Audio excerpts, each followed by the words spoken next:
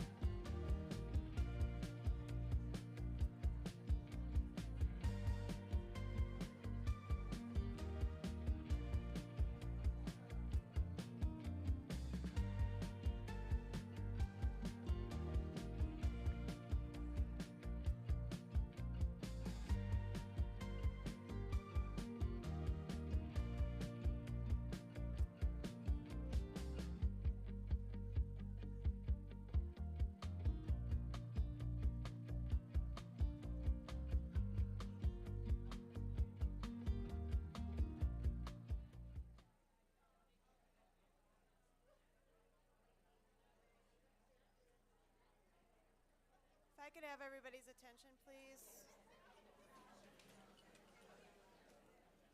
Thank you.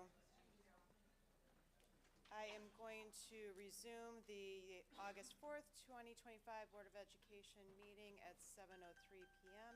If I could have everybody stand as they are able for the Pledge of Allegiance.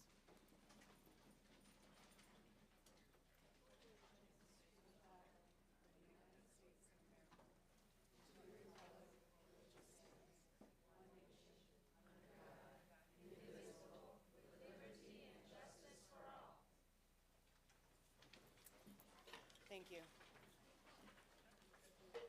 Before we move into our strategic plan reports, tonight's agenda item includes item 16A, a work session change order for plant operations, Elgin High School pool upgrade and bleacher replacement, project number 247, seeking approval of a change order from Omni Construction Group Incorporated in the amount not to exceed $459,005. To address the capital project which is currently underway and to avoid interruption of this project, I am seeking a motion to amend the agenda to address this item tonight during discussion action as item 12E. If this amendment is passed, I am directing administration to add item 16A to the regular meeting agenda for the August 22nd, 2025 Board of Education meeting for the purpose of ratifying the vote. May I have a motion to amend the agenda to move item 16A from the work session to discussion action item 12E. So moved. Second. Any questions or discussion? Roll call, please. Ms. Kerr? Yes. Ms. Khan? Yes. Ms. Martin? Yes. Ms. Nolan? Yes. Ms. Schwartz? Yes. Ms. Thomas? Yes. President Owens? Yes. Motion passes. Thank you, everyone. Okay, so tonight, the first item on our open agenda is strategic plan report. Dr. Johnson. Thank you, President Owens. This evening, provide a school readiness report for the opening of the 2025-2026 school year. To begin, Mark Moore, Assistant Superintendent of Human Resources, will provide an update. Good evening. So school starts 1 week from today.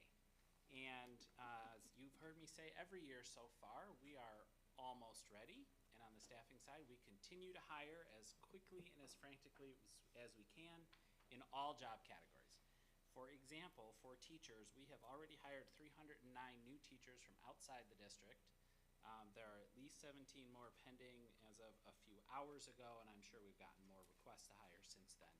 So my team on the HR side is continuing to work through hiring. We do have a number of vacancies in all areas. Teachers, our friends in Duya, there are a number of vacancies still in their group. Bus drivers are improving. You may have seen the billboard on Route 20 by Moretti's. We received, when people apply for jobs, they say, one of the questions we ask them on their applications, where'd you hear about us? And as of 2 weeks ago, 18 people had said from the billboard on Route 20. We're going to start something new next Monday, we think. There's a media company in Chicago that can target online ads to people based upon their preferences and where they live, which I'm sure you've noticed if you've seen ads for Elgin and you live in Elgin. But we're going to target Chicago. Hopefully some of the teachers that no longer have jobs with CPS will come work for us. We'll see if that's successful or not. So we will be as ready as we can for next Monday, and the people that have been recommended to hire, that we will continue to process them this week and have them ready to go for school. Thank you for that. Do board members have any questions? Or Dr. Johnson, did you have anything you wanted to add? Not yet. Okay. Questions? No? Thank you. Thank you. Okay, next I would like to welcome Dr. Ann Williams, Deputy Superintendent of Operations, and Sheila Downs, Assistant Superintendent of Operations, to provide the next update on school readiness. Thank you, and good evening. I'll provide a quick update on our major construction projects, and then I will turn it over to our Assistant Superintendent of Operations to get into the nuts and bolts of everything else operations. But as most, if not all of our board members know, Hawk Hollow is ready to accept students. We will be ready to accept all of our 7th graders on Monday. As it relates to Kimball, we have been conducting daily inspections since last week, including Saturday and Sunday, and we are also confident that we will be ready to accept students there. I do want to take this opportunity to thank the principal and the assistant principal for their patience and flexibility with us as we construct around them over the next 2 years. And then the last project is Kenyon Woods. That addition did not impact the main building, so we expect to be ready there as well. And with that, I'll turn it over to Ms. Downs to get into the other areas of operations. Absolutely. So Unite U-46 is obviously a huge initiative. However, there is a ton of other projects and exciting things happening in the district. And I asked the operations teams to share what they would consider some of their highlights, and I got pages of information. And so I am just going to share with you a few of the many amazing things that are happening in the operations department. So food service is introducing snack bars this year at all the middle schools. Additionally, they are unveiling some new middle school, new menu items, including a new burrito for the elementary schools and chicken wings, which were requested by the students at the secondaries. They're also adding some additional vegetarian options. Transportation boasts of 32 candidates who received and accepted offers since June 1st. So they're really excited that they are narrowing the vacancies that they have within their department. They have decreased that year over year, and so they're excited about that. Plant operations has been very busy this summer. The Basco office, they have programmed 411 new fobs for new hires this year over the summer. Grounds completed their annual Bright and Shiny program, and they boasted of 900 cubic yards of mulch and over 600 plants throughout the district. Maintenance, custodial, and capital project teams, they've completed over 100 unique projects, including new flooring, gym refinishing, parking lot revisions, roof replacements, and the first phase of the Bartlett Pathway project. The warehouse has processed over 90 curriculum purchases, which included several new adoptions and culminated in the asset tagging of thousands of textbooks, which are all delivered and at the schools ready to be distributed, which is exciting. But wait, there's more. Information Services is also excited to announce that all Chromebooks are labeled and ready to be assigned to students in grades 1, 5, and 9. Teacher laptops are also in the buildings waiting to be distributed the first week of school. And then all of the interactive displays that were on the docket for year 2 for high schools and middle schools are currently being delivered and processed. And so, again, this was just a very small snapshot, but the operations team have done a ton of work, and so a big kudos to all of the team members who have contributed, and then thank you once again to the Board of Education for supporting the work that we do every day. Thank you.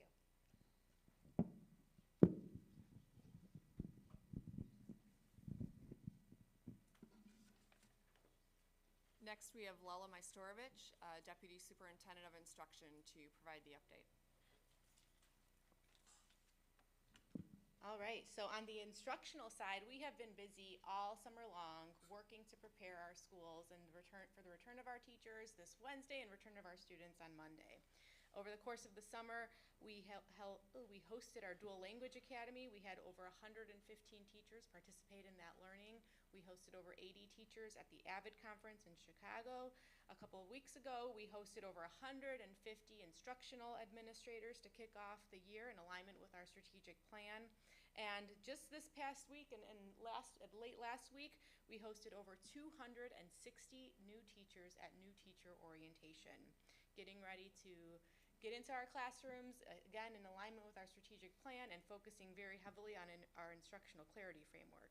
As Sheila had shared, we have a lot of new curriculum and resources, and our team has also been hard at work all summer planning very meaningful professional development for our teachers.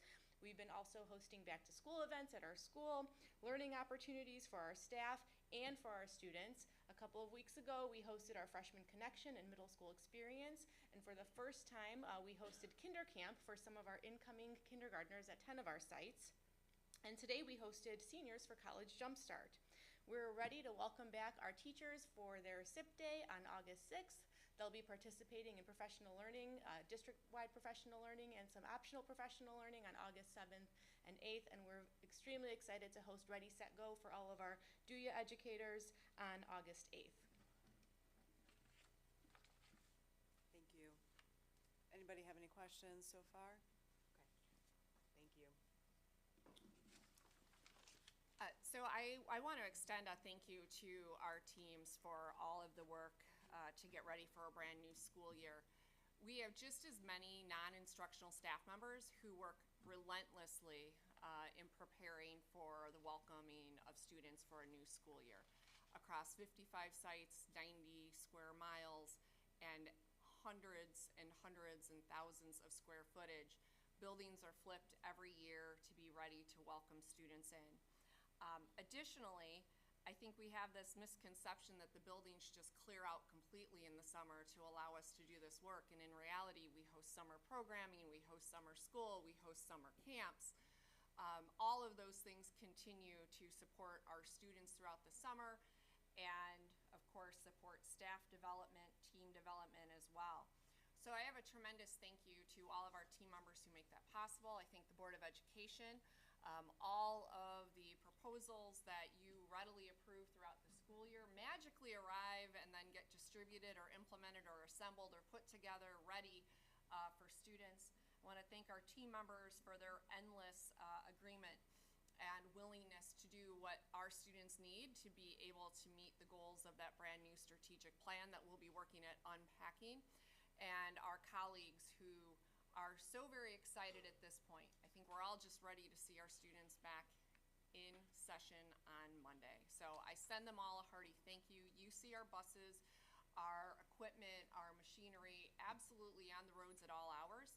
I get text messages asking me things like, should there really be a U-46 truck out at 3:30 in the morning? Yes, absolutely. At this time, they're probably hauling mulch or preparing to start delivering something as soon as possible. So yes, that's all legitimate. It's not a quiet season, and I am so very appreciative and thankful for the work of this extensive team. So thank you to all.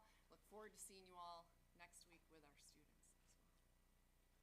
Thank you, everybody, for your time at putting this presentation together and all the information. And thank you to all staff members, because I know, just as Dr. Johnson has said, it's a big lift to get school ready for nearly 34,000 students. So thank you. Anybody else? Okay, thank you. All right, well, Lella is staying right where she is because she is also responsible for our next strategic plan update, which is the 2026-2027 boundary transition update.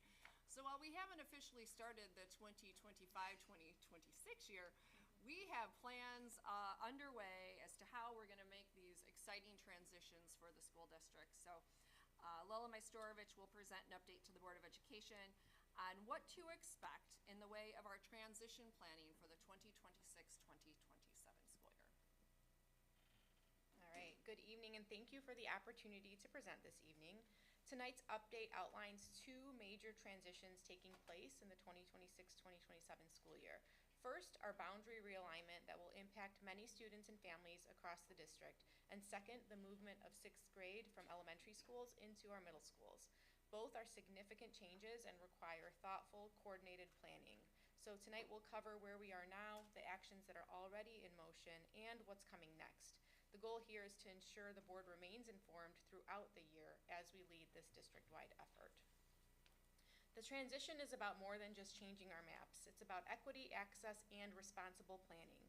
We're redefining the educational experience for our students, and simultaneously, our rebalanced boundaries promote access, equity, and community cohesion. We're balancing enrollment, supporting new and closing facilities, and working to make sure every student and staff member experiences a well-managed transition.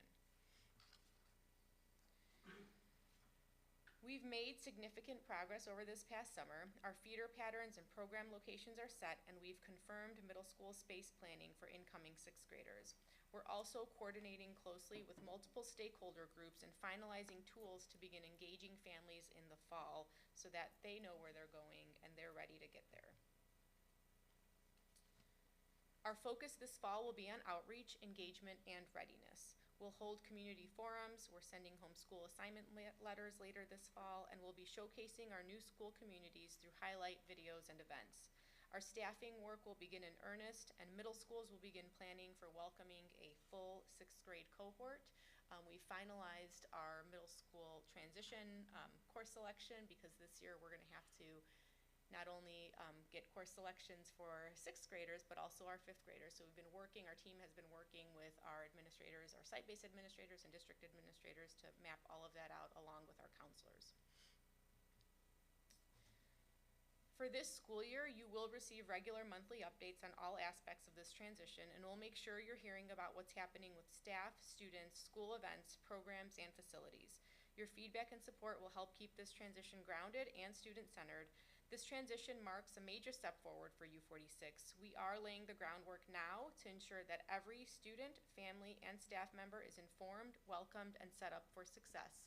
We know that change is complex, but we're planning early, involving all voices, and we'll work to ensure a smooth transition for everyone.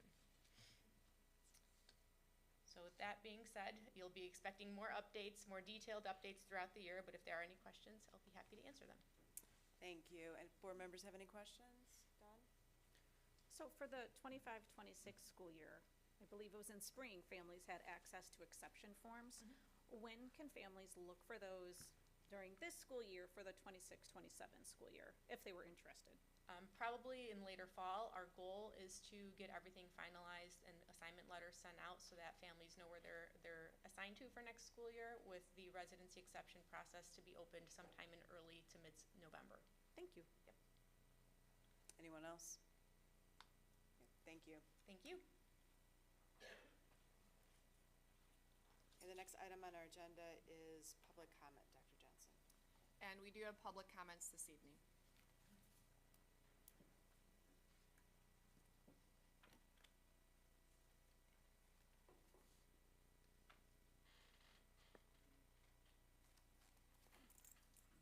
Yeah, there should be a video that will provide an overview.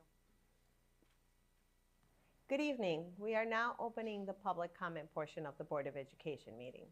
Those who completed a request to speak card will be called to provide comments in the order in which the cards were received. Online participants have been provided meeting access via Zoom. Written comments emailed to board@u-46.org have been posted to the agenda for public viewing. To ensure that all comments are heard, speakers must comply with the following procedures. Individual comments are less than 3 minutes, and comments may not mention the name or personal information of any student other than the speaker's own child. Please note that while board members listen to speakers, they do not respond to comments or answer questions. Thank you. Buenas noches. Damos inicio a la sección de comentarios públicos de la reunión de la Junta Educativa. A los asistentes que completaron un formulario de solicitud para hacer un comentario se les llamará por orden de llegada. A los participantes en línea se les proporciona acceso a la reunión a través de Zoom. Los comentarios enviados por correo electrónico a board@u-46.org se han publicado en la agenda de la Junta. Para que todos los comentarios sean escuchados, los oradores deben de cumplir con los siguientes procedimientos. Los comentarios individuales deben de durar menos de 3 minutos y los comentarios no pueden mencionar el nombre ni la información personal de ningún estudiante que no sea el de su hijo. Los miembros de la Junta escuchan a los oradores, pero no responden a los comentarios ni a las preguntas. Si necesita interpretación, por favor indíquelo antes de hacer su comentario público. Gracias. Our first speaker this evening is Jose Perez.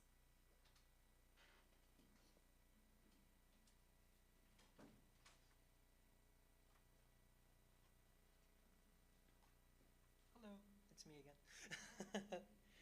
The last time I was here, you may recall that I spoke on the positive impact that these education support professionals had on me when I was a U-46 student. Today, I would like to speak a little about me and what I do.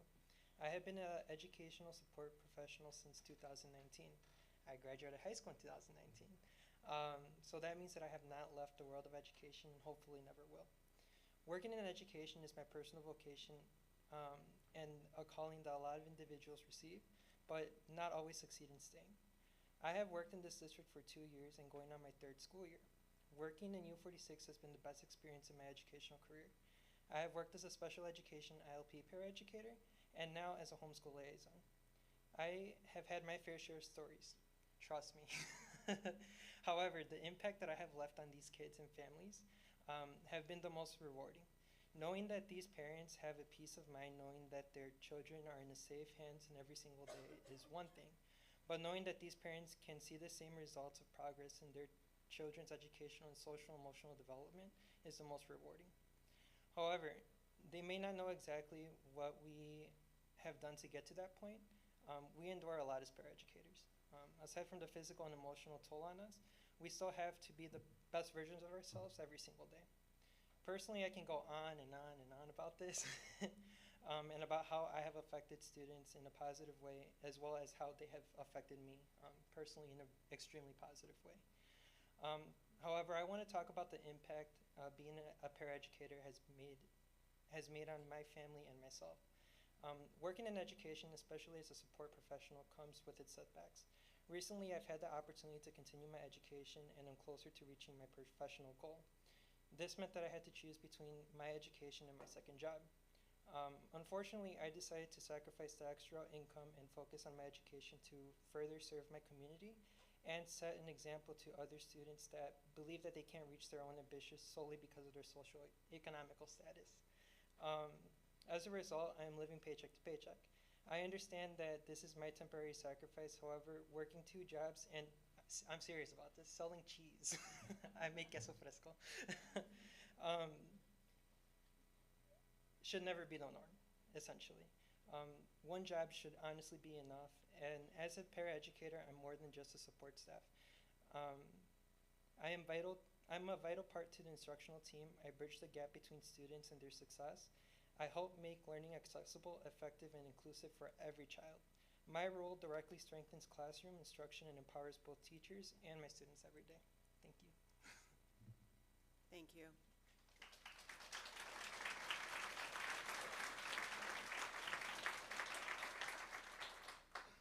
Our next speaker is Michelle Baldwin.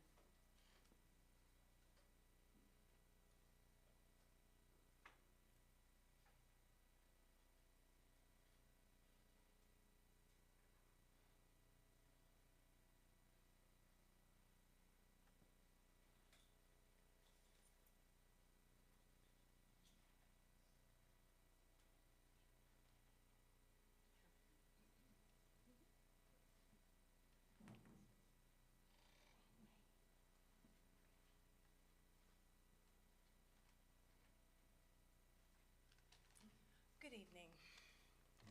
I'm Michelle Baldwin. I've been in the district for more than 14 years. I am a library para, and I love my job. I'm here tonight to explain to you a little bit about what paraprofessionals do and to encourage you to make sure that when you are considering our contract negotiations, that we need to come to some agreement to have a fair contract. We do so many things in the district and so many things for students and for teachers, and we meet federal guidelines by giving kids extra minutes that they need and making all the pieces to the puzzle come together. In my building alone, we do a happy dance when kids come into the library and they work with their people and they make their reading scores. And you can see where they start and how they scaffold and how they could do better. And if they miss a week for whatever reason that we have no control over, how it goes up and up and up. You do the happy dance when the kid gets to the end of the page sometimes, when he gets to the end of the book. But the important thing is they get the chance to work with a person, one-on-one or sometime in small groups. When a student makes progress, that's wonderful. It's the best thing that you can hope for and that you can want. When my ILP kids come into the library and they pick the books that they want, and one of them decides that they want to read to me instead of me reading to them, that's a win. It is one of the coolest things that could ever happen.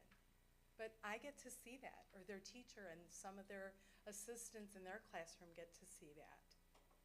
Having another para work with a child who's been struggling with math for the whole school year, and then seeing her at the end of the school year walk out of the library and have a smile on her face because maybe for the first time in a while, it actually clicked.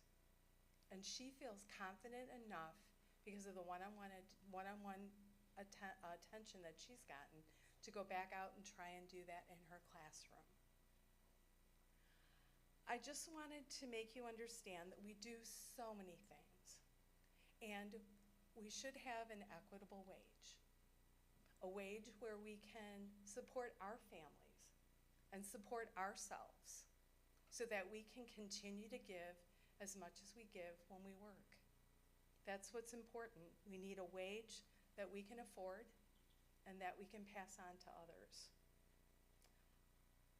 Ensure that we are going to be better and we are going to do better and that we are going to have success. That's what it's all about. And I thank you. Thank you.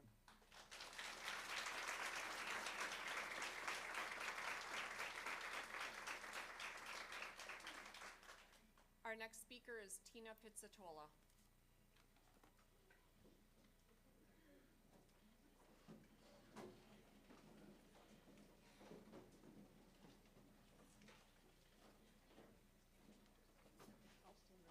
Thank you.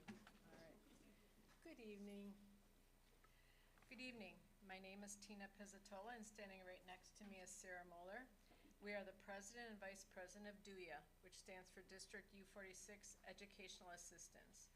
We represent over 700 paraeducators, sign language interpreters, homeschool liaisons, library paraeducators, and piano accompanists. Some of us have been employed in this district for only a few days, while others for over 30 years. We work in every school building throughout U-46 from early childhood through transition. The one thing we all have in common is our desire and commitment to see our schools and students succeed. I'm personally going into my 29th year of employment in this school district. I've seen some huge changes in public education over my professional career. I've also seen the school district make changes to try to move in directions to accommodate these changes. Some have been hugely successful, while others have continued to be a struggle, but I truly believe that continuing to focus on the children we serve gives us the best chance to be successful. One of the best ways to serve students is to support the adults that work with them. No staff member works closer with students than a DUIA member. We do this work because this is our community. These students are our students. They are our children, our grandchildren, neighbors, and friends. Unlike some employee groups, the majority of us live within U-46 boundaries. The wages we make support not only our family, but our community. There is a misconception by some that the wages we are paid are some sort of thank you compensation for a group of moms with a sweet deal to be able to work when our children are in school and be home when they're not. This is a lie. We are a group of dedicated professionals who have chosen this career path. We have licenses required by the state and attend ongoing professional development to best serve our students. We presented our financial package to the district on June 30th. We are not asking for, but demanding a wage that allows us to not only live, but thrive in our community. Data shows that there is a worker shortage, but in truth, there is also a wage shortage. We must be competitive in the market to attract what workforce is available, as well as retain the dedicated ones we do have. We understand that our employment package includes availability to health insurance as well as IMRF, and that these are shared costs by the district. But most people looking for employment right now aren't looking for a pension that they may or may not be able to access sometime down the road, nor health insurance if they are eligible under their parents, a spouse, or another provider. They are looking for an hourly wage that allows them to pay for housing, food, student loans, transportation, and other basic living expenses. And the wages we are offering just can't do that right now. There are currently over 100 vacancies for paraeducators in our school district. That's over 100 employees that are not in our classrooms giving direct services to our students. And I'm sorry to interrupt, but you're at your 3 minutes, if I could have you summarize. I have one little paragraph left. We are asking the district and this board to make the decision to support our students by supporting us. In truth, it's the only choice if our shared goal continues to be the success of our students. Thank you. Thank you. Thank you.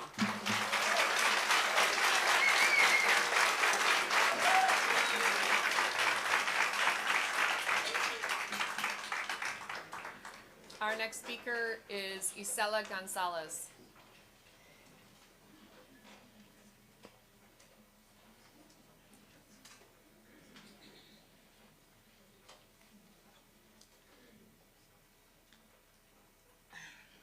Good evening, board members and all the peers that are here supporting us tonight.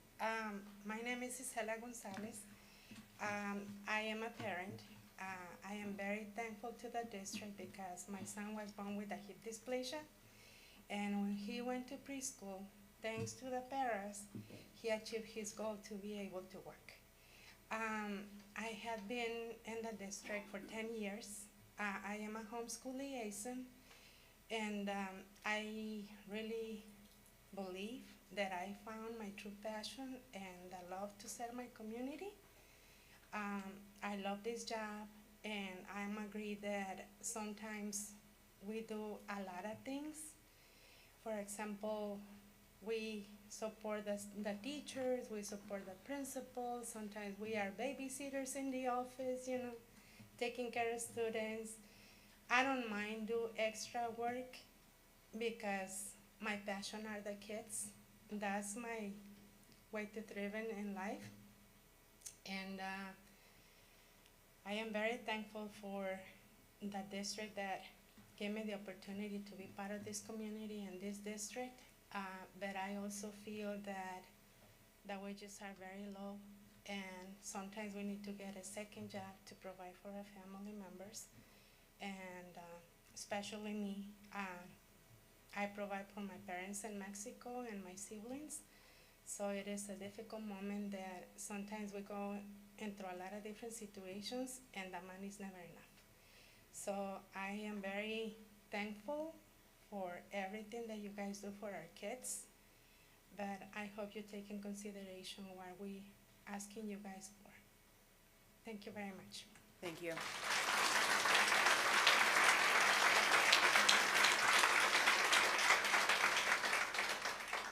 Our next speaker is Renee Sweeney.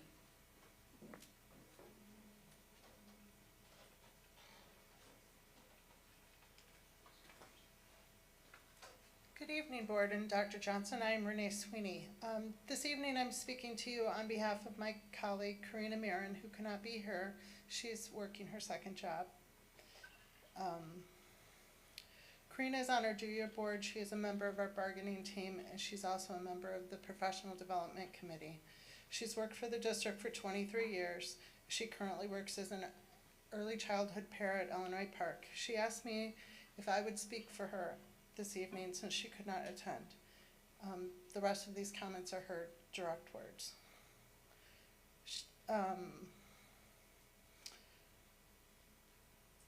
She highlights the struggles that face paraeducators who might have to juggle multiple jobs. In Karina's words, our primary role is to help our students thrive and support our teachers, but many of us also work part-time jobs as a necessity to make ends meet. This brings unique challenges. Firstly, time of a significant issue with a full day spent preparing materials and assisting students and managing activities. Fitting in a second job can feel very overwhelming. This is a constant juggling act that will lead to exhaustion, mentally and physically. The emotional toll is another challenge. Teaching is the passion that we strive for, but we are stretched thin. It becomes difficult to maintain enthusiasm and empathy for the experiences of our children that come every day and need us to be on. Financially, many of us have taken on additional wages as paraeducators, often insufficient pay. This is frustrating, especially when we are dedicated to our students on their growth, and balancing two jobs is more than can affect our personal lives. Finding time for self-care and our families become hard. Social interactions often get pushed to a side. In closing, I ask for understanding and support for paraeducators. We are devoted to our students, we are devoted to our district, and we need your support. By raising awareness and challenges can work towards more supportive environments where one job is enough. Thank you. Thank you.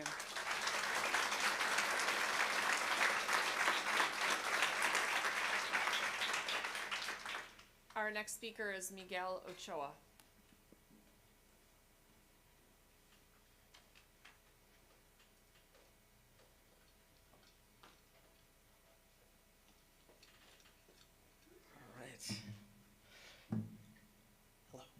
Good evening, members of the board. My name is Miguel Ochoa. I am a MLP intermediate paraeducator at Sycamore Trails Elementary in Bartlett.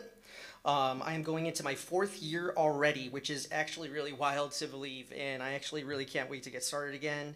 I'm also an on-again, off-again college student, which I'll bring up again in a moment.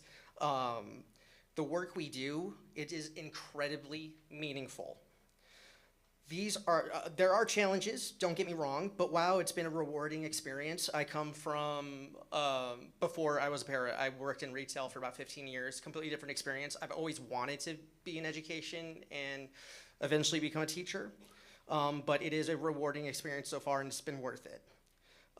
Seeing student growth, whether it's them speaking their first full sentence in their AAC device or learning to manage their emotions, to self-regulate, to advocate for themselves, it's a kind of success that really stays with you. Some of my proudest moments has also been already seeing former students in the community and the excitement when they light up and recognize you, and it just reminds you of the impact goes far beyond what we just do in the classroom. Some of my proudest moments have been from that. But those moments do come with a cost at times, emotionally, physically, and financially. I've supported students through emotional struggles while running academic centers. It takes patience, a lot of heart, and a lot of energy. Every day, every single day, is a choice that we make to be there, though, and to be the best that we can be for our students. Financially, it's been tougher. I've had to pick up a second job last fall through the spring just to stay afloat.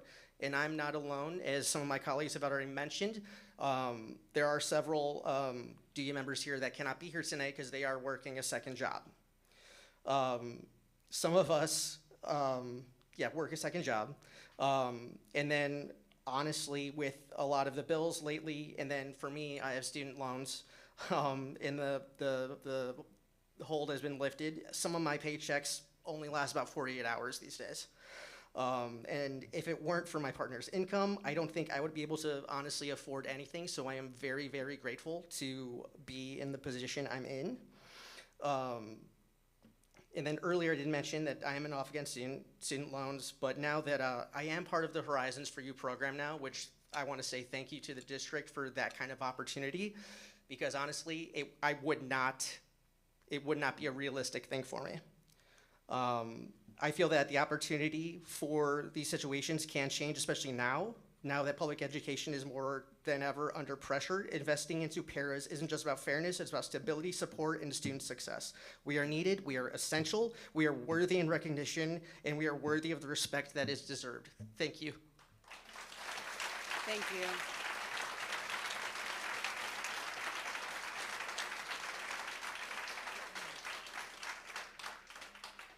Our next speaker is Laura Hernandez.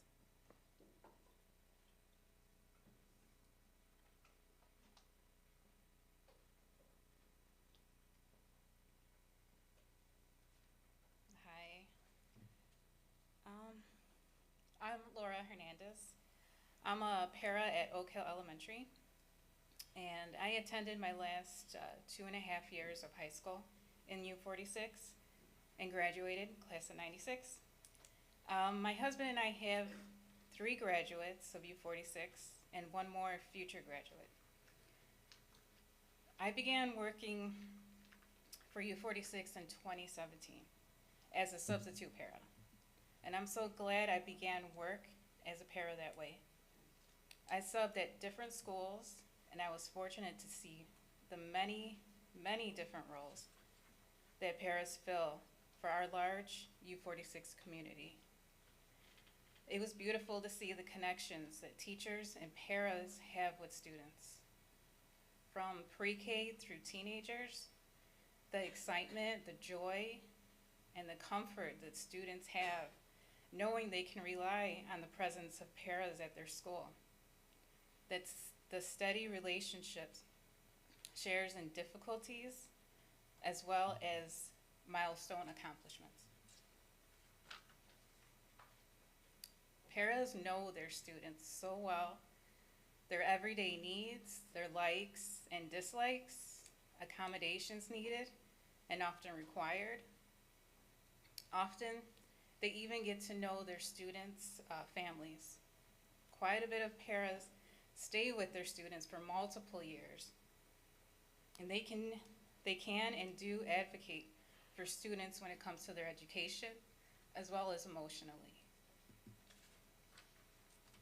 I began working at Oak Hill in 2021, and I work with kinder through 6th grade students, assisting our interventionists and teachers, and I love being there.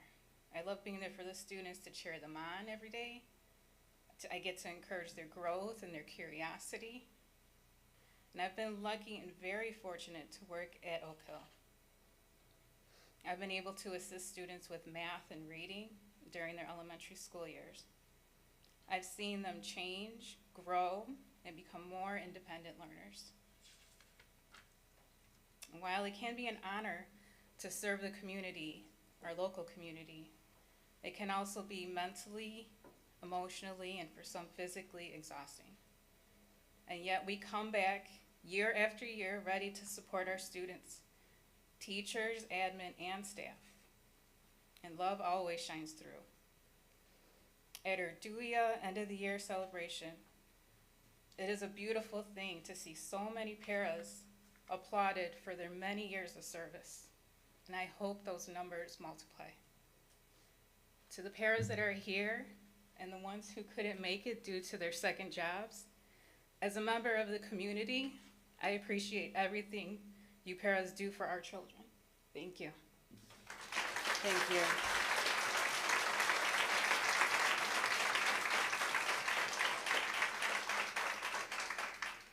Our next speaker is Michelle Bach.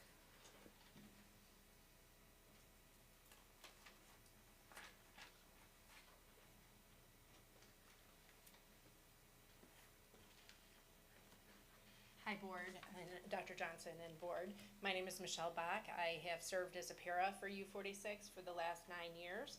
I've been working in the role of library para, both in elementary and our middle school role, in our middle schools. I find this library para role to be a very unique opportunity. I have had the honor to get to work with every single student in our schools, because they all come through every week in elementary and then every other week pretty much in our middle schools. I get to see every student. I am somebody who remembers a face forever once I see your face. So I see these kids for years to come. My daughter just graduated from South Elgin High School. My son is starting junior year at South Elgin High School. I go on after working in Clinton and seeing these kids grow up for years before moving to Eastview Middle School. I see these kids, they remember me, I remember them. It's been awesome. I was a business professional. I was a businesswoman turned stay-at-home mom. When my youngest entered first grade, he was in full-day school for the first time. This was my time to re-enter the workforce. I could have gone back and made real money again, right? But I chose to continue to be available for my children. And after volunteering at Liberty Elementary's book fair, Scholastic Book Fair, and I found out this was a library para running the school library, right? Which still shocks me that we don't have certified librarians. We need these library paras, right? They are so valuable, and libraries are so valuable, right? We we make such a difference day in and day out. And I saw what our librarian did at that school. I said, this is a library para role. I would love to do this job for my re-entry to the workforce. And so I sought that job, right? And now it was pretty much like I was still a mom volunteer, even when I was working based on the salary. Well, here I am 9 years later. That's because I feel like I'm making a difference, right? My husband still says, Michelle, why don't you go back and get a real job? That's sad, because I do have a real job. I make a difference, and I see the difference that our paras make day in and day out in these buildings. And I tell you what, the teachers, a lot of our teachers would be lost without our paras, right? We make such a difference. It really saddens me that our paras have to work multiple jobs just to try to make ends meet, right? That's not right. They give so much of themselves to these students every single day, right? We need to do better. I am a U-46 community member. I'm active in our community. I'm a parent, like I said. I've served this district for 9 years, and this is not real money. This is not livable. This is not thrivable for people. I'm in a fortunate situation, right? My husband is our breadwinner. There's a lot of people who are just getting by, but they are showing up every single day to make a difference. And I hate to interrupt you, but you're at your 3 minutes. I just ask you to please think about this and consider this as our contract is negotiated. Thank you so much for your time. Thank you.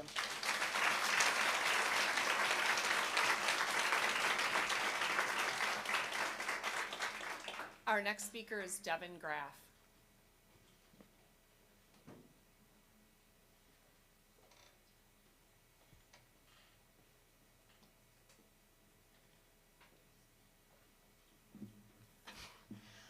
Good evening, members of the board. Thank you for hearing me. I considered writing a bunch of stuff down and rehearsing ahead of time, but instead I wanted to share kind of a story that happened just today regarding why our wages are just not livable. I respect everybody who's got kids and families and all that. I have a single income. I don't have kids, I don't have pets, I don't have a car payment, I don't have medications. I'm fairly lucky in that I don't have a bunch of extra expenses to worry about, but I paid my rent today, and I have $20 left in my checking account right now. Yeah. So if there's a phrase like living that explains higher than or lower than living paycheck to paycheck, that's me. I have $20 left in my account right now. I am currently going to school to become a teacher. I'm a para at Bartlett High School. Which I love doing. I have always wanted to teach. I've been an educator for 22 years, and I barely make that much an hour. So I have been trying to figure out what I'm going to do to cover my bills for the next couple weeks. I kind of have a second job. I house sit and I babysit dogs. I love dogs, ladies, but I'm allergic to dogs. So I put myself into itchy, coughing, sneezing to get the bills paid. And I am grateful that I have friends who let me babysit their kids and babysit their fur kids, but that's not going to be a viable option forever. The kids I babysit are starting to age out of that. So I, like everyone else, am requesting that you consider putting our faces to these stories, because everyone here has a story about why this wage is not livable. But we all also have stories about why we still come back and do this, and why we love it despite the fact that our wages are not livable. I am grateful that I have good insurance through the district. I am grateful that I've applied for the Horizons for You but haven't heard back yet. I am so grateful to have those opportunities, but I'm an outlier. I'm 43, I'm single, I have cheap bills, but my money still doesn't pay for it. So I'm asking you all to please consider this as our contract renegotiations are up, to think about people who have $20 left in their checking accounts, or folks who don't, but also think about our faces to our stories and why everybody is here tonight, because everybody's got a story. And that's why I didn't rehearse anything, because the thing with the rent today, I felt that was perfect to share. And when you don't know when your next money is coming, that's what lit the fire under my butt to be here. So thank you very much for hearing me out. I have 8 seconds. I will yield the rest of my time. So thank you. Please consider us when renegotiating these contracts. Thank you. Thank you.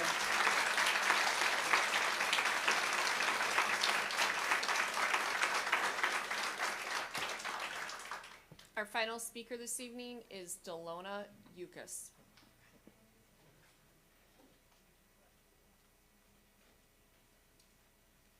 Well, she took my opening because I started with the speech too. And I thought, no, I just can't even do that because I need to just speak from my heart to you. And right now, I work in transition at South Elgin High School. I love it. Sometimes, you know, we're the last ones to help these young adults to become as independent as possible. And that can affect their home life and their life when they go to get a job. It affects so much. And I have worked in the district for 28 years. I started out in middle school well, at that time they called it the BD room. Now it's the ED room. And I'm now at South Elgin High School, but I worked in MOP before going to transition. I have been there in the district for 28 years because all of a sudden I was faced with, I was a stay-at-home mom with 4 kids. And then I'm going through a divorce and think, what am I gonna do? I have no job. I'm gonna be divorced now. I have 4 kids. I won't have money for daycare. So I thought, okay, I'll go to the district. And I got a job here, thankfully, because I could be home when my kids were. But even after they were gone, I stayed because I loved it.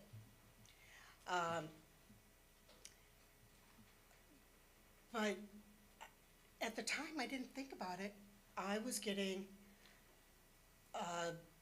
child support and maintenance. Life was pretty good with my income I made from the school. But that ends. Every year since then, it's been harder and harder and harder to survive. Every paycheck, I think, what bills am I gonna pay this week? Because I know there's not gonna be enough for every bill. So I have to choose which one, okay, what utility do I not want to be turned off? And I would just love to be able to live comfortably.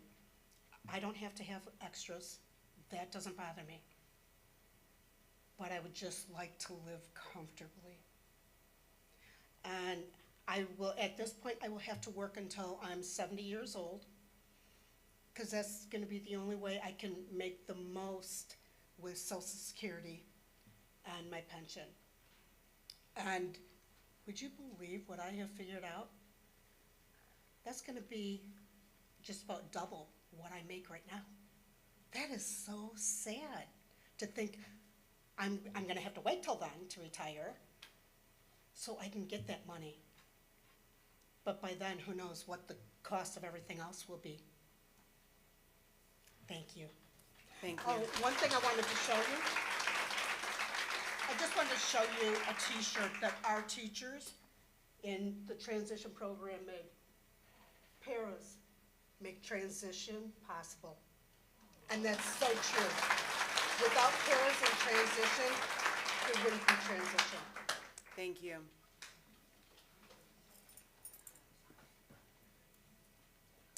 Okay, the next item on our agenda is other business board member and superintendent updates. Do board members have any updates?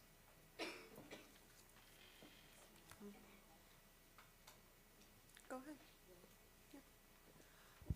I just want to talk a little bit. All of us as board members were able to be at the ribbon cutting ceremony for the new Hawk Hollow Middle School, which is fantastically cool.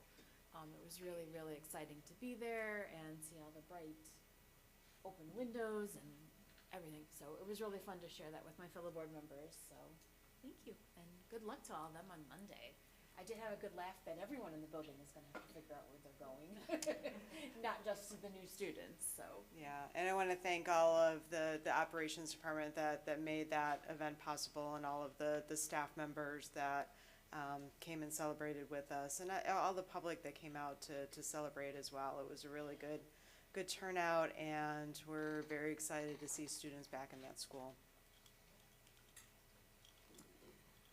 I want to share some thank yous as well, certainly to our Board of Education for the ongoing support and the vision for updating our instructional spaces and making updates to our instructional strategies for the outcomes of our students. I want to thank our communities. None of this would be possible if our communities hadn't rallied and come together to support our referendum proposals and this effort that we have. So very appreciative of the ongoing support of School District U-46 and our work to enhance our student outcomes. So thank you. And that brings us to FOIA requests, Dr. Johnson. We have 6 Freedom of Information Act requests available on the public domain of board docs. They will also be available on the School District U-46 website later this week. Okay, thank you. Next item on the agenda is consent agenda, Dr. Johnson.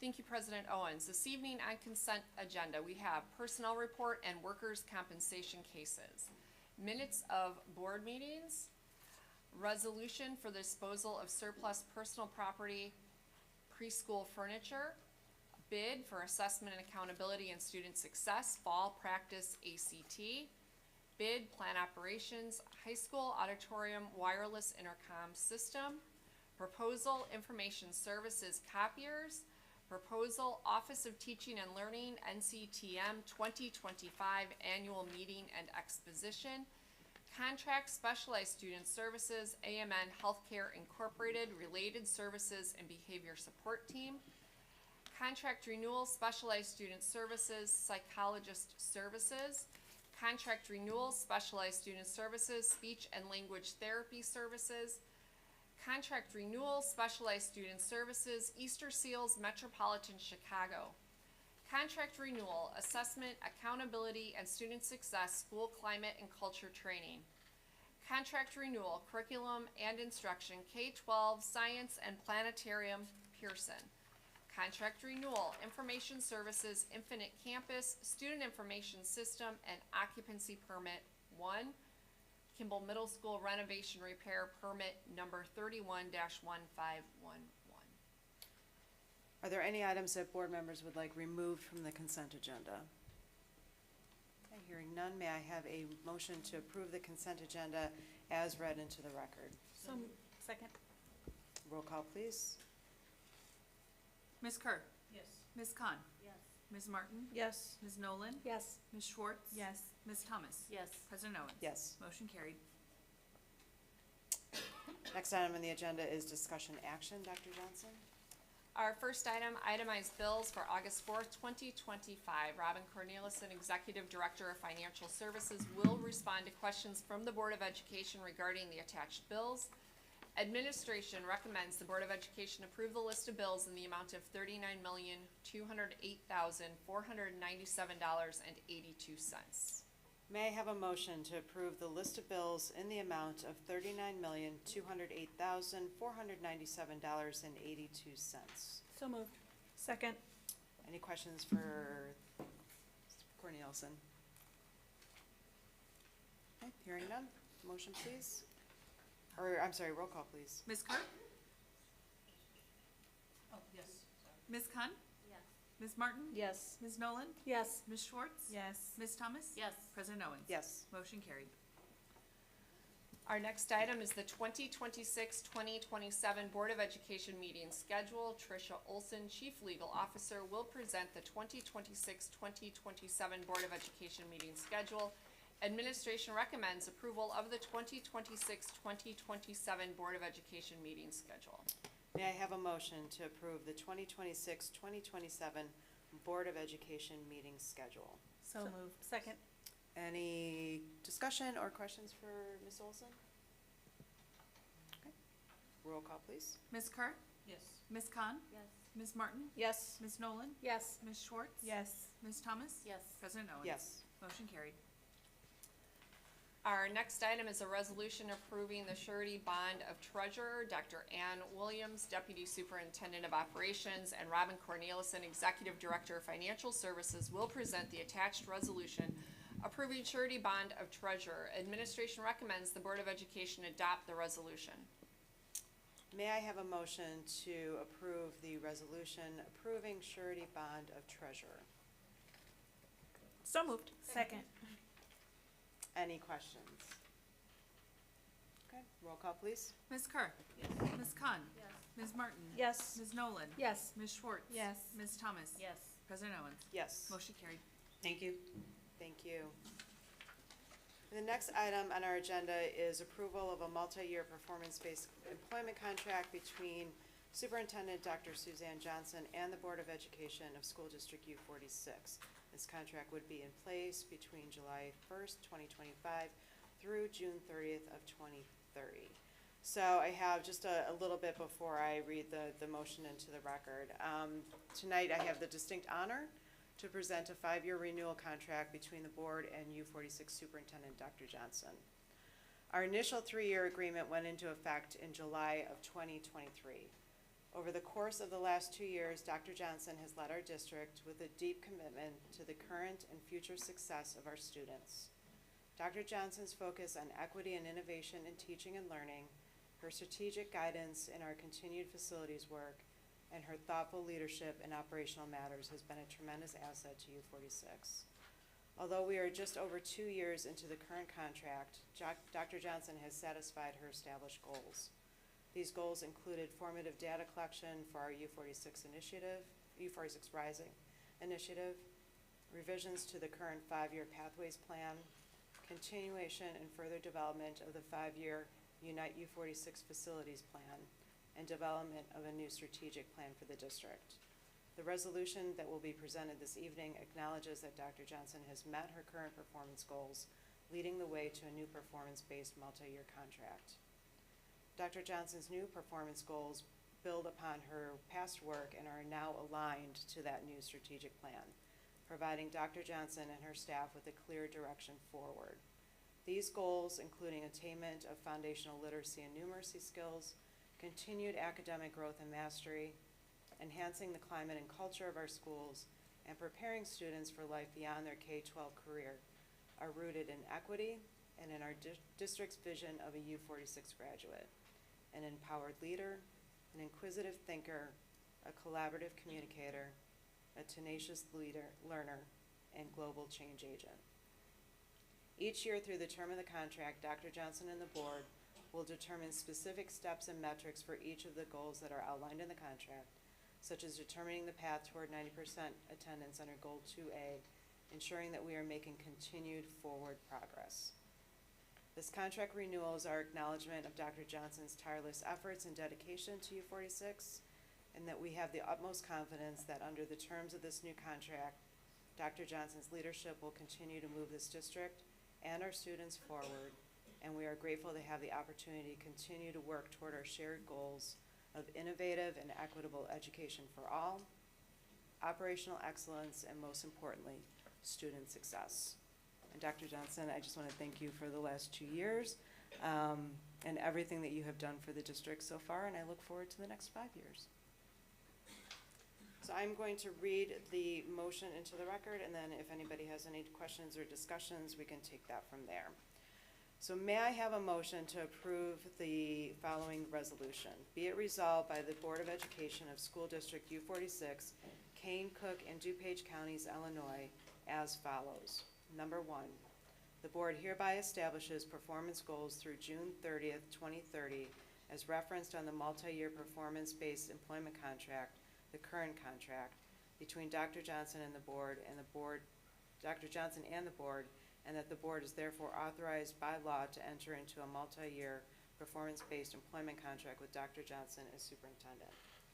Number 2, the board hereby approves and authorizes the president and the secretary to sign an agreement with Dr. Johnson establishing a multi-year performance-based employment contract substantially in the form of attachment Exhibit A for the period of July 1st, 2025 through June 30th, 2030. This resolution shall be in full force and effect upon its adoption. So moved. Second. Any discussion? Okay, roll call, please. Ms. Kerr? Yes. Ms. Khan? Yes. Ms. Martin? Yes. Ms. Nolan? Yes. Ms. Schwartz? Yes. Ms. Thomas? Yes. President Owens? Yes. Motion carried.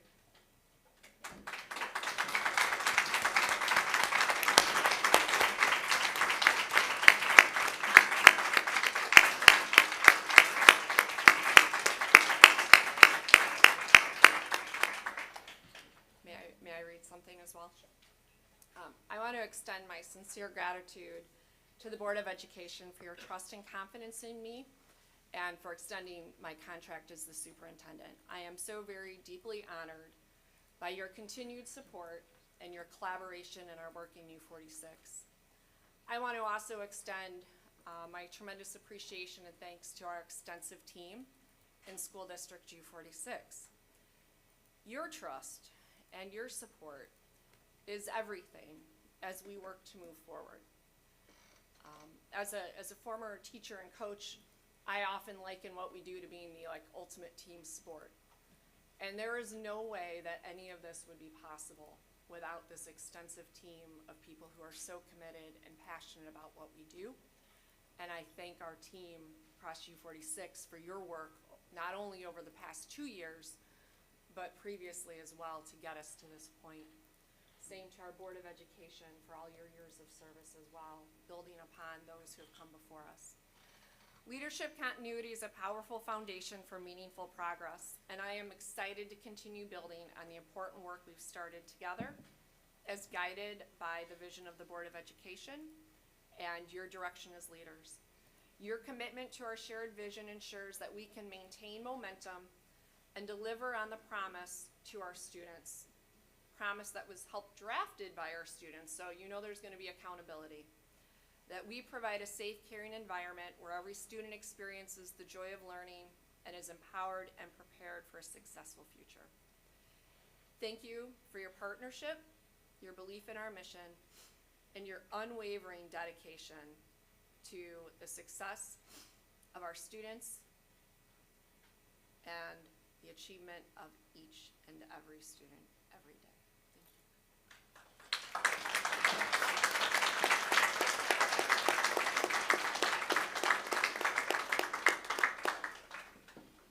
Thank you. So now we have, based on our amendment to the agenda earlier tonight, we have item 12E. Correct.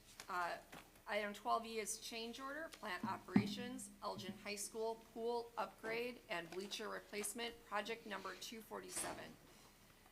Sheila Downs, Assistant Superintendent of Operations, and Jolene Linneman, Capital Project Coordinator, will present the attached change order and will respond to questions from the Board of Education.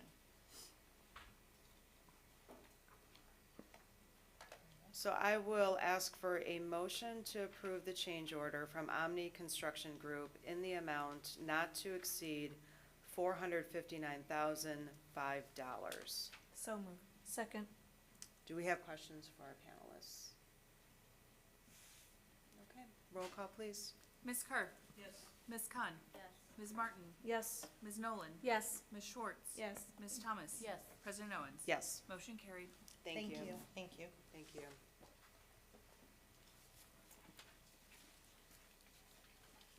Okay, next item on the agenda is work session. Our item this evening, we have board policy updates. Tricia Olson, Chief Legal Officer, will present proposed changes to the following board policies. Administration recommends adoption of the proposed changes. Good evening, board members. I'm happy to present a variety of updated board policies for your consideration this evening. I plan on walking through each board policy, and I'm happy to take questions or concerns from the board when you have, when they might arise. The first board policy for your presentation tonight is 2:260, which is the uniform grievance procedure. This is a policy that was impacted by litigation and recent federal changes to Title IX. The Title IX provision that you have referenced both in this board policy and throughout the remainder of the policies this evening are reflected to resemble or to be the 2020 iteration of regulations that were implemented regarding Title IX. And so the 2024 implementing regulations that had previously been in place have been overturned by federal legislation on this point. So you will see updates to references and to various language changes throughout this board policy and others to reflect the updates that the federal government has made to Title IX. Just so that we can move through these at some reasonable pace, if you have questions, raise your hand and I will keep watching after Ms. Olson goes through each policy. Thank you. Next, I present Board Policy 2:265, which makes similar changes as I just described in Board Policy 2:260 regarding how Title IX is treated. Next, I present Board Policy 4:15, Identity Protection. There are very minor language changes throughout this board policy to address updates regarding cybersecurity and personally identifiable information as it's used under grant awards. There's no other substantive changes in this board policy. I'm also happy to present Board Policy 4:120, addressing food services. The only changes that are made in this board policy are addressed in a footnote update that specify, according to legislation that was passed, Public Act 103/1076, that addresses the requirement for school districts to follow the opportunity in the event of a statewide master contract is obtained to provide halal and kosher meals to students. Otherwise, there's no changes in that board policy. Board Policy 4:80 is updated to address district property. That is the section addressing accounting and audits, rather. There is now a specific change regarding grant allowances. When the district uses grant funds to purchase physical property, and sometimes that the grant funds specify how the funds are to be specifically limited or the disposition of those properties, then this board change directs that there will not be any disposition unless the grant fund provides as much.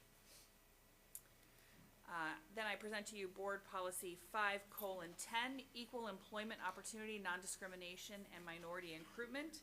The language that is updated in this board policy is made to reflect changes to Title IX, as I described earlier. I also present Board Policy 5:20, which addresses workplace harassment prohibited. Also in this policy, there are changes made to update the references to Title IX, as I mentioned earlier. I also present Board Policy 5:60, which only updates minor citations in footnotes for this board policy. There's no other substantive changes to describe to the board. I present Board Policy 5:100, which addresses the staff development program.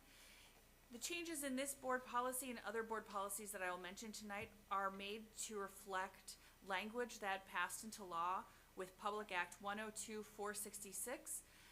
That law addresses issues related to trauma responsiveness, domestic violence initiatives to address when that occurs in our student population, as well as students who are pregnant or who are raising families.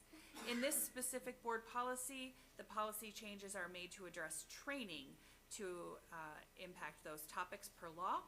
It also addresses an ISB requirement that the State Board of Education put out guidance on law enforcement reciprocal reporting, and it addresses how the Board of Education would receive and respond to that guidance when it is put out by the State Board of Education. I'm happy to present Board Policy 6:150, which addresses home and hospital instruction.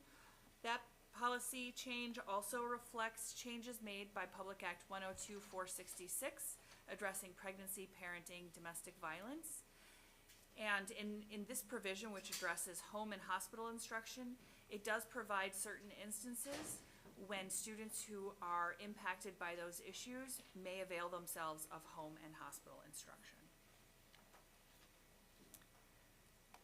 I'm sorry, what did you say the number was on that one? That's 6150? That's correct. Did I read something different? So we don't have a copy of that one in the attachment. 6150? Correct. Okay.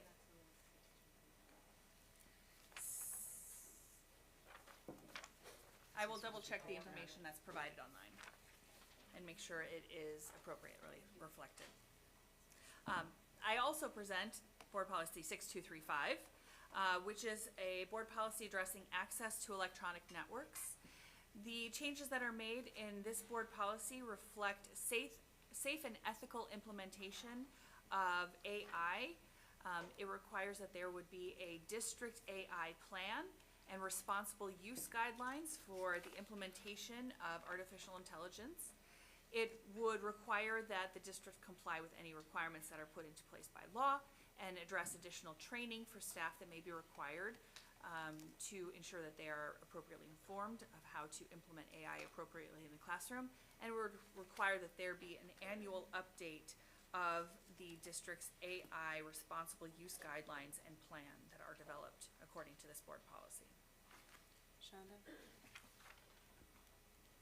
So under the press plus comments, it talks about the General Assembly in December 2024 that recommended the Illinois State Board of Education provide guidance on the use of AI in schools, best practices. Is this as a result of that, or is ISB still working on providing that guidance? The guidance that is linked there is in connection with the task force recommendations. There will be additional guidance that is put out based upon those task force recommendations, however. Okay. Is there an estimated date of when they? I will review and provide that information either to the board through a memo or before our next discussion when these matters are before the board for adoption. Thank you. Yep. There's also a question from Ms. Martin. Dawn? So are we able to, I'm just kind of planning ahead, at our next meeting, have this item out separate so that we can fully further discuss this, especially given the Fed has just rolled out some AI initiatives. It'd be nice to further discuss this policy and what we're putting in prior to voting on it. I am happy to have this be separated out. Thank you. Anyone else?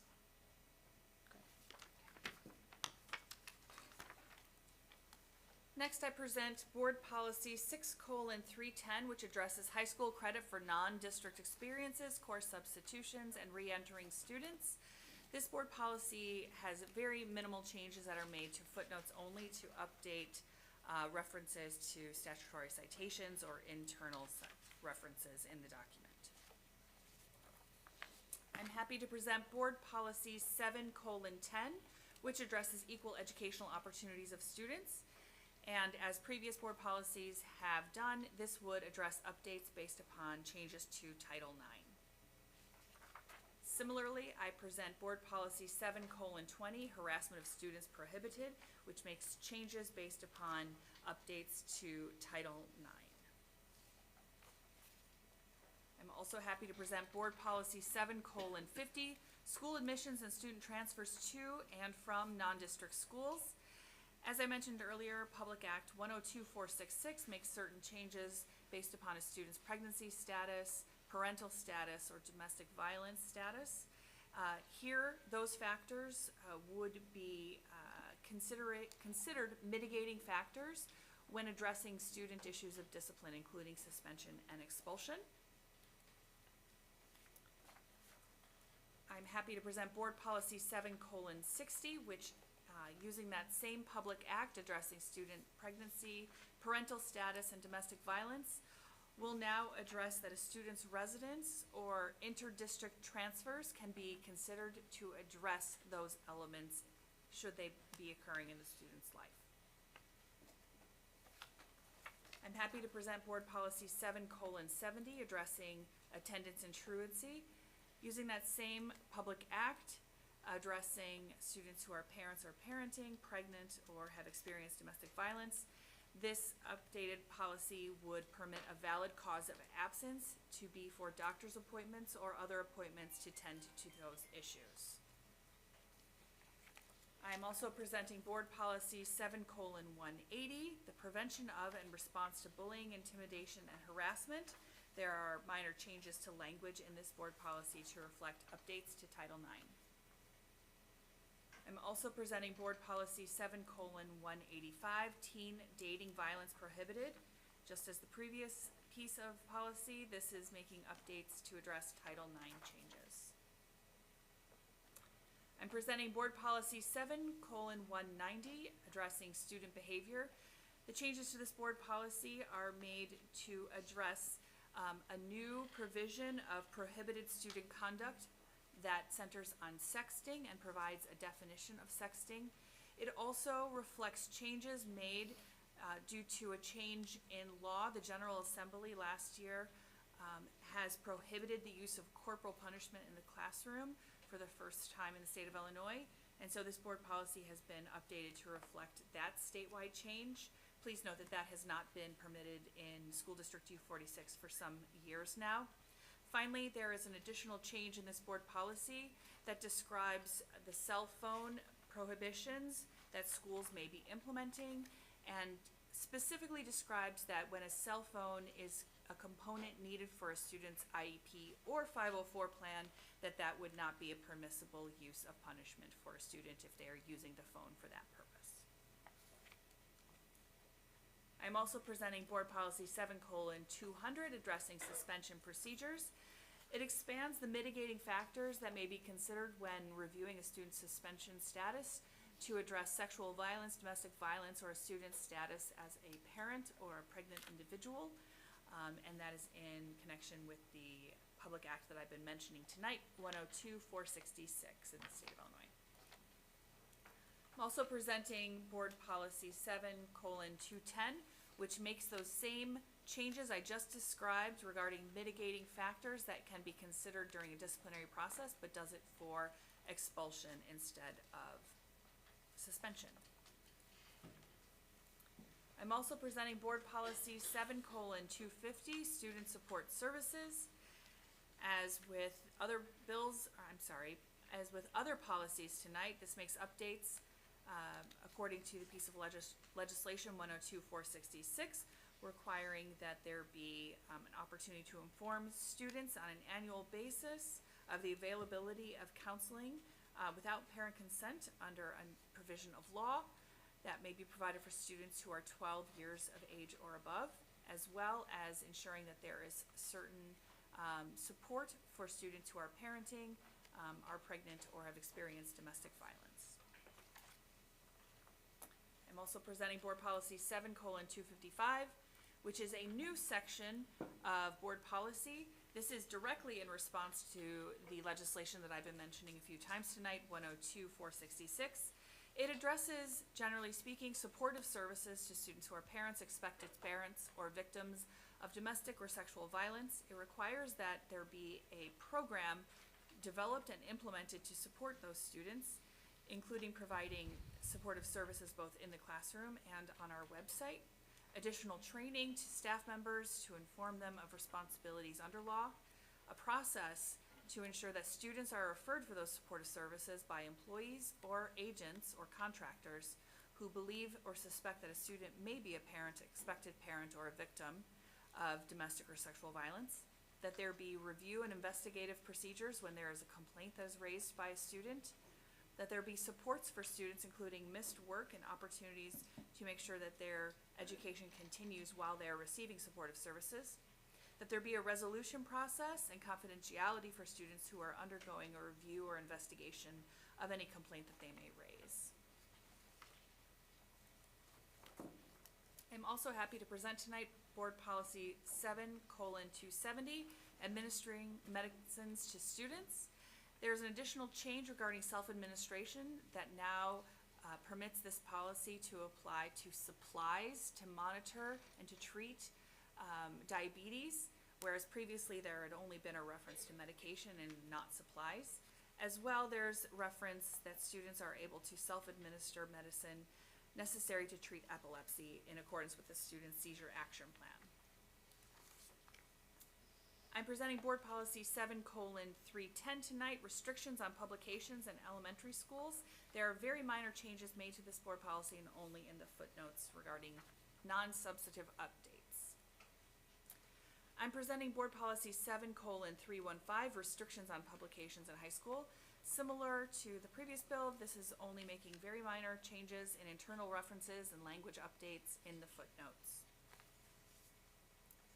I present to the board's Policy 7:340, addressing student records. As with the last two pieces of policy, this only makes very minor changes to the footnotes. Finally, I'm presenting Board Policy 8:30, visitors to and conduct on school property, and this reflects only minor changes to the footnotes and legal references.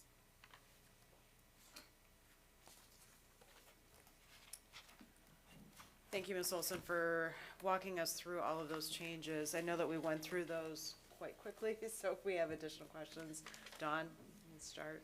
So I have a more generic question regarding our policy updates.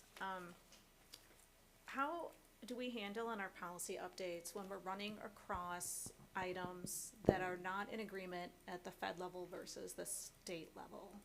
We are starting to see more of that, so I'm curious what that plan looks like. Thank you for your question. I think it's important to recognize that we must comply with requirements of federal law, and whether that's issued by courts or whether that's issued by the legislative authority, but also with our state law. Where there's tension, we expect that there will be litigation on that issue potentially, and so we have to be mindful of how that litigation would play through the court system.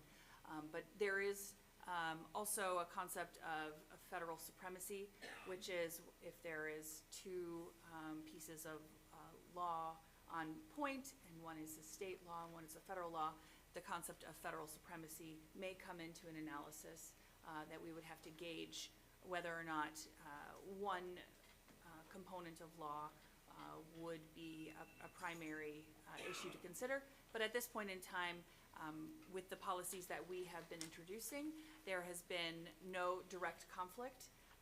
I would be sure to point out if there was to be a conflict in our board policies moving forward. Thank you. Sue? And I guess to follow up on Ms. Martin's question, my concern is Title IX change is affecting a lot of these changes, and I think Title IX provides less protection now for our LGBTQ+, particularly our transgender students and staff, but state law seems to protect them. Could you discuss that a little? I mean, if there's an issue of bullying, for example, how might that be handled? Yes, I'm happy to explain that. The reason that you are seeing changes to Title IX is because that is truly a federal law, and that is not something that the state has control or say over. That said, the state does have control over its own pieces of legislation. So you should be aware of, for example, the Illinois Human Rights Act, which does provide very specific protections against discrimination and harassment for individuals on a variety of protected categories, including sexual orientation, gender, and gender identity. And so while we may see changes that are being made to our board policies, specifically a board policy addressing Title IX, which we have in Board Policy 2265, that does not reflect the entire scope and breadth of protections that individuals would have under the board's policies due to our protections we have in other sections, such as under Section 7, which addresses student rights and incorporates our state protections under the Illinois Human Rights Act. Another example is the board policy that I'm proposing that the board accept tonight, addressing students who are parents, expected parents, victims of domestic violence or sexual violence. That is not necessarily tied to any federal protection. There's no corresponding federal law addressing that element. That was a point of emphasis that the state wished to make sure that Illinois citizens and Illinois students were protected from. So that will be very Illinois specific. So you may see in the future very Illinois specific board policies or footnote citations addressing Illinois portions of law versus federal portions of law. But as I mentioned to Board Member Martin, we have to comply with both federal and state components. Any additional questions? Okay, so, and we will be bringing these, we're not approving these tonight, obviously, we're bringing them back for board policy, and we will bring, a portion at least back under discussion action. Okay. Board policy 6:235 will be separated from the rest, and I will make sure that the board receives information on policy 6:150 regarding home and hospital instruction. Great, thank you. Okay, next item.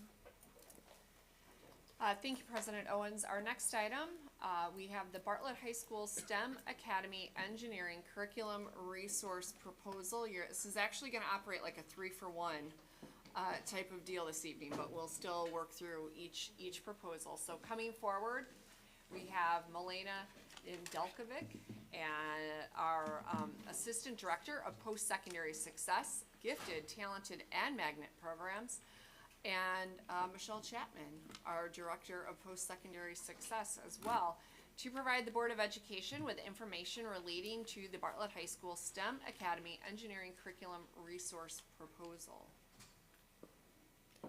Good evening, and thank you for the opportunity to present Magnet Academy's Curriculum Resource Proposal for school year 2026-27, specifically for STEM Academy at Bartlett High School, Lead Academy at Streamwood High School, and Beacon Academy at South Elgin High School. Our goal is to ensure all Magnet Academies offer rigorous, relevant, and aligned curriculum. This proposal seeks to adoption of updated engineering curriculum at Bartlett High School STEM Academy and the implementation of the new dual credit courses in the Lead Academy at Streamwood High School and Beacon Academy at South Elgin High School. These changes are rooted in enhancing student engagement, supporting interdisciplinary learning, and aligning with Elgin Community College dual credit and pathway requirements. This proposal is tightly aligned to our strategic plan, specifically Goal 3 and Goal 4. Each of the academies have formed a committee of experts who engage deeply in research and development. These are the committee members for STEM Academy,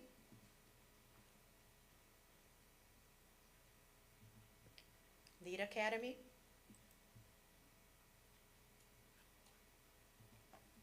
and Beacon Academy.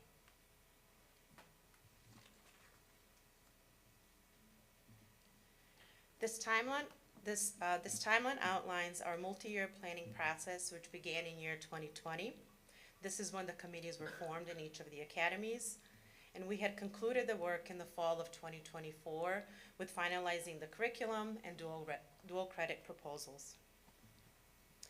The Department of Post-Secondary Success and STEM Academy team recommends text and resources stipulated by the ECC and U-46 Memo of Understanding to be made available for teachers of indicated classes for the school year 2025-2026 school year, and implementation of new curricular resources and materials, assessments, and rubrics will be mandatory for the 2026-2027 school year. The PLTW curriculum aligns with NGSS, ELA, and math standards. We are proposing 2 new courses for STEM Academy. For 9th grade, that would be PLTW Engineering Essentials, which would replace Integrated Technology. And then in 11th grade, we would implement or propose 1 additional course, PLTW Aerospace, which would then give students in 11th grade options, 3 different options. This would be the STEM Academy course sequence.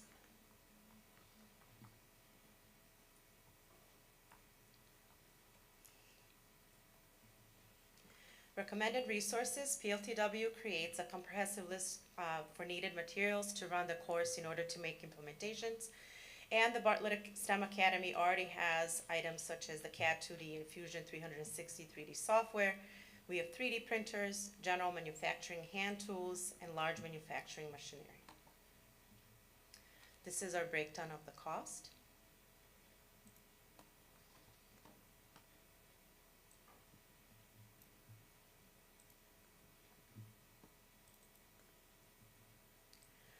The Department of Post-Secondary Success and Lead Academy team recommends tax and resources stipulated by the ECC and U-46 Memo of Understanding be made available for teachers of indicated classes for the 2025-2026 school year.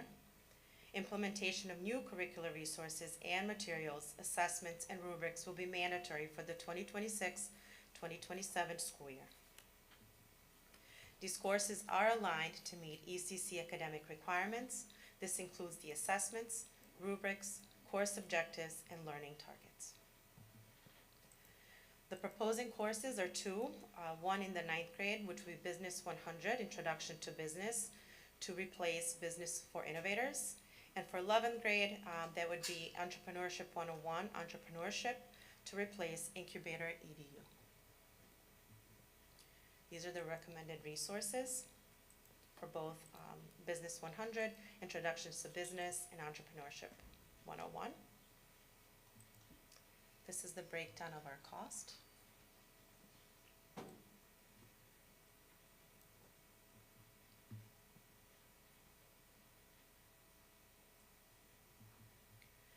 The Office of Post-Secondary Success and Beacon Academy recommends text and resources stipulated by the ECC and U-46 Memorandum of Understanding be made available for teachers of indicated classes for the 2025-2026 school year.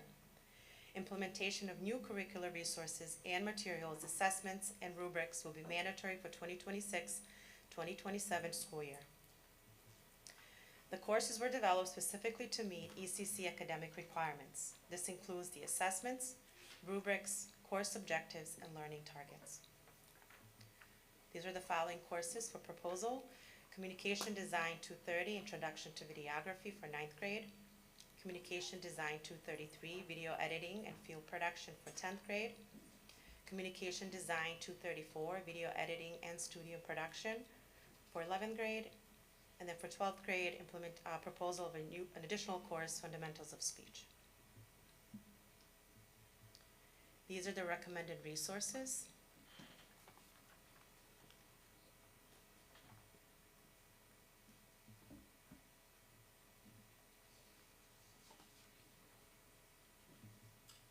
This is the breakdown of our cost.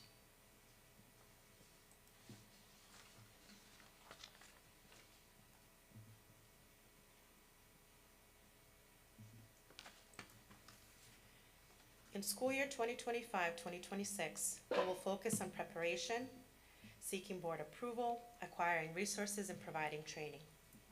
School year 2026-2027, we will focus on implementing curriculum, resources, and assessment, ongoing job-embedded professional learning, and monitoring of various data. Over the following years, we'll monitor implementation, continue training, review data to adjust practices and ensure program fidelity. The outcome: more students earning industry credentials, early college credit, and college and career pathway endorsement. We will regularly collect and analyze data, including common assessments data, resource usage data, and dual credit issues, to inform continuous improvement.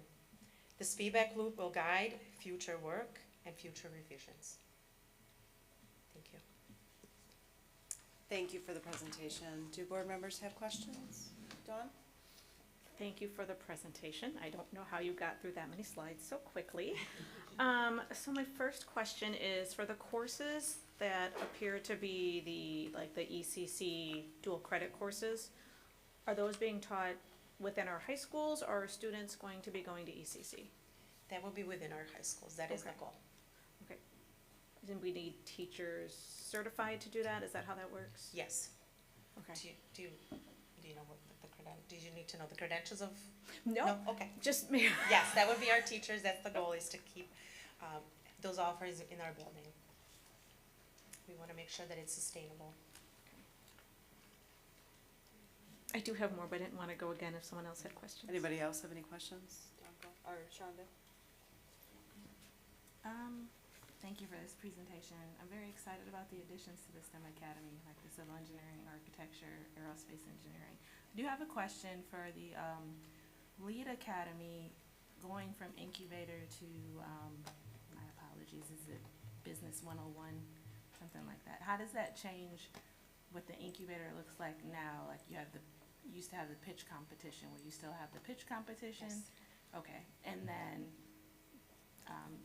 is it accelerator?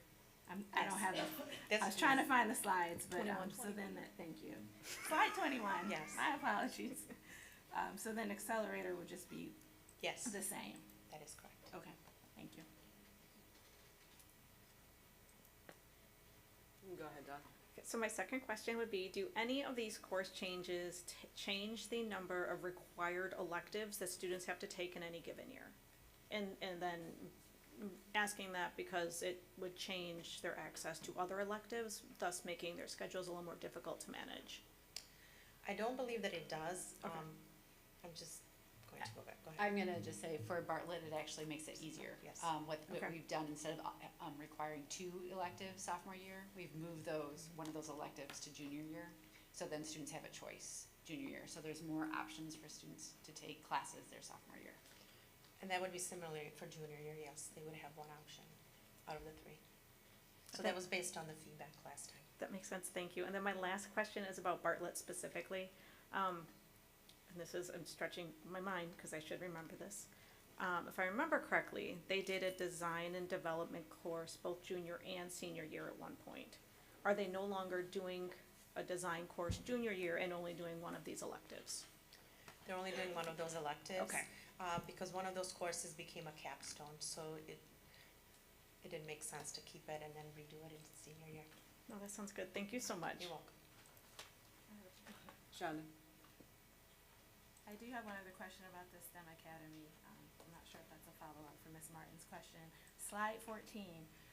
So for the new sequence in 11th grade, can students take more than one, or are these year-long electives if a student's interested in trying to figure out if they like aerospace or if they like civil engineering but can't decide? I believe that the design was that students would choose one. However, if it does fit in their schedule, there's not sort of like you can only take one. They're more than welcome to take more. However, our hope would be that by the 11th year that it's more zooming in on the focus of their interest. Okay, and then they're year-long or semester-long? They're year-long. Year-long, okay. Thank you. You're welcome. Any additional questions? Thank you. Thank you. Okay, I am still though going to read in then to the record the other agenda items as they will all come forward for the separate adoption. So we have then item 13C, South Elgin High School Beacon Academy Curriculum Resource Proposal, which has also been presented now to the Board of Education.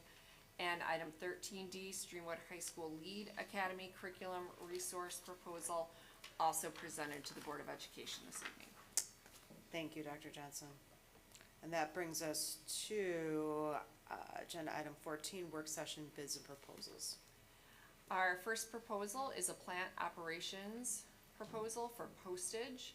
Sheila Downs, Assistant Superintendent of Operations, will present the attached proposal summary and respond to questions from the Board of Education. Administration recommends approval of the proposal from Pitney Bowes in the amount of $50,000 and requests authorization for district administration to execute related documents. This expenditure will be charged to the Operations and Maintenance Fund. Cost is included in the budget for the 2025-2026 fiscal year. Do board members have any questions? Okay. Next item. Next is a proposal for a professional learning formative online assessment platform, Professional Learning.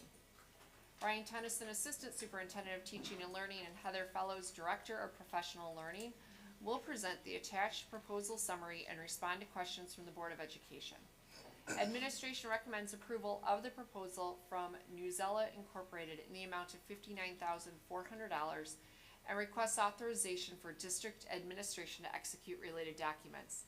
This expenditure will be charged to the Education Fund. The cost is included in the budgets for the 2025-2026 through 2026-2027 fiscal years. Do board members have any questions? Okay. And finally, a proposal for teaching and learning Elgin Community College room rentals. Brian Tennyson and Heather Fellows remain to present the attached proposal summary and respond to questions from the Board of Education. Administration recommends approval of the proposal from Elgin Community College in the amount of $140,000 and requests authorization for district administration to execute related documents.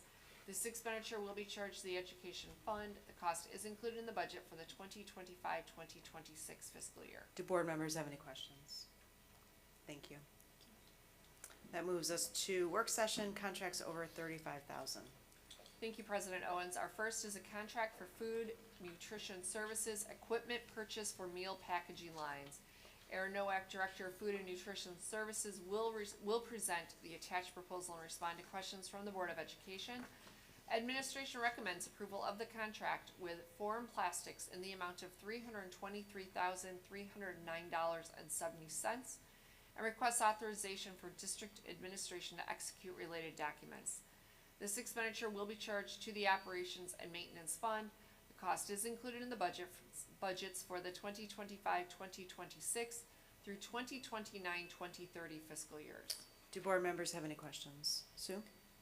So obviously we had issues with our current vendor, Ameripac. Yes, ma'am. So are we putting them on sort of any sort of list saying, no, we won't be buying stuff from you in the future, or we're looking at it carefully? Ameripac is not a packaging company, so to say they're not a polymer company. They are a mechanical company. Okay. So basically, Ameripac makes the machines in which you would then source a paper company like we had with Paper Tech Technologies and those kind of things to make the dishes for it. Where Forms Plastic is a polymer company that sells and makes the polymer dishes, and they also happen to make the machines that run their dishes as well. It's So all in one. yes, they're all in one shop, so we wouldn't be purchasing anything from Ameripac. Okay, thank you. Any other questions? Okay, thank you. Thank you. Our next item is a contract Office of Schools Professional Learning Consultant. Dr. Kyle Bunker, Executive Director of the Bartlett Network, will present the attached proposal and respond to questions from the Board of Education. Administration recommends approval of the contract with Hudspeth Bailey in the amount of $79,200 and requests authorization for district administration to execute related documents. This expenditure will be charged to the education fund. The cost is included in the budget for the 2025-2026 fiscal year. Do board members have any questions? Dawn? So as far as the proposal and the schools that are participating, so I see that Laurel Hill and Ontarioville had previously participated. They're continuing. How were Lowry, Sunnydale, and Oak Hill selected to be added on to this proposal? They also participated last year as well. Okay. Sunnydale did not, but so they're new this year, but the others did Okay. as well.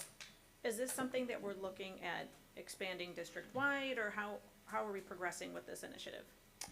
Expanding district-wide, not with Hudspeth, but looking at how these schools and the executive directors within the 3 networks can continue to leverage up that and make it broader so that we can take over the ownership of that Okay. work. Right, thank you. Any other questions? Thank you. Okay, seeing as we moved agenda item 16A to our discussion and action section via a amendment to the agenda that was voted on earlier this evening, that is our last item on the agenda. The board will be moving back into closed session, so I will need a motion to move into closed session. So moved. Second. Roll call, please. Ms. Kerr? Yes. Ms. Khan? Yes. Ms. Martin? Yes. Ms. Nolan? Yes. Ms. Schwartz? Yes. Ms. Thomas? Yes. President Owens? Yes. We're back in closed session at 8:51 p.m. Thank you, everyone.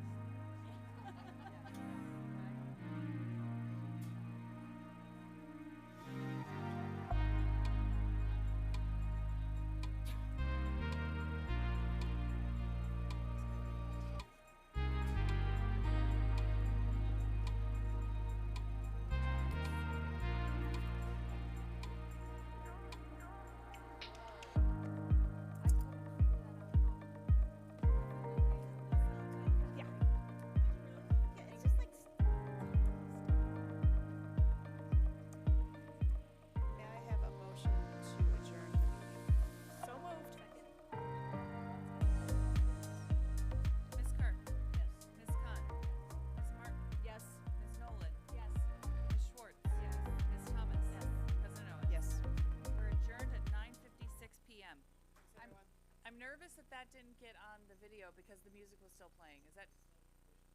It will? Okay.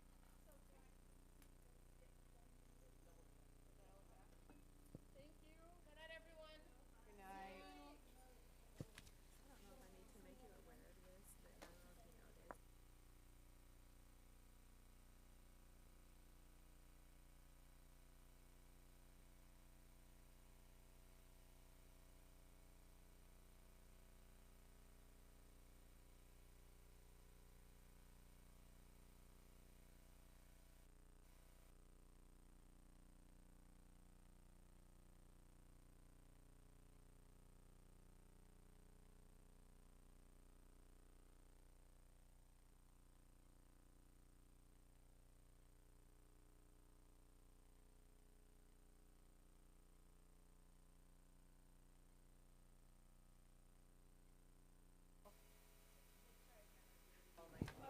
She was very explicit in that, you know, not. All right, you ready? May I have a motion to adjourn the meeting? So moved. Second. Ms. Kerr? Yes. Ms. Khan? Yes. Ms. Martin? Yes. Ms. Nolan? Yes. Ms. Schwartz? Yes. Ms. Thomas? Yes. President Owens? Yes. We're adjourned at 9:58 p.m.